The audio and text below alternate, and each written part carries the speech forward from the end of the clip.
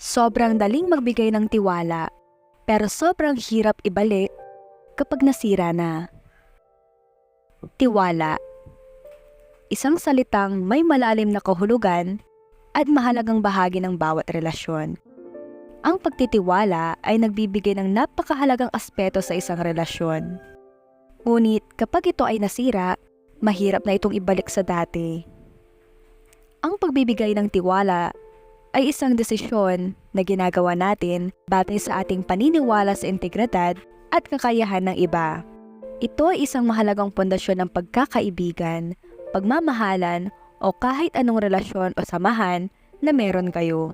Ngunit kahit gaano pa ito katibay, maaari pa rin itong masira sa mga pagkakataon ng iyong pagkukulang, pagkakamali o pag-abuso sa tiwalang ibinigay sa iyo. Kapag ang tiwala ay nasira, nagdudulot ito ng sakit at pag-aalinlangan sa ating puso. Ang dating sigla at kumpiyansa sa isa't isa ay napapalitan ng takot, pag-aalinlangan at pangamba. Ito ay parang isang piraso ng basag na salamin na kahit gaano natin piliting buuin, hindi na ito magiging tulad ng dati. Hindi madali na muling manumbalik ang pagtitiwala sa isang tao. Ang pagbabalik ng tiwala ay isang proseso na nangangailangan ng panahon, pasensya at pangunawa.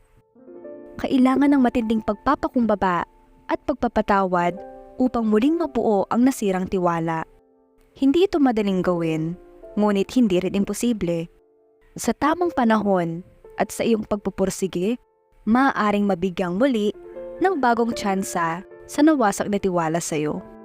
Ang tunay na pagpapatawad at pagmamahal sa isa't isa ang magiging susi upang manumbalik ang tiwala sa isa't isa.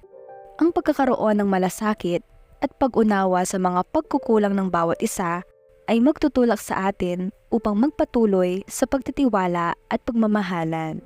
Kahit gaano pa ito kahirap, basta tandaan mong kapag binigyan ka ng panibagong chance, huwag mo na sanang ulitin ang mga bagay na nagawa mo nung nakaraan na naging sanhi ng pagkasira sa tiwala sa iyo.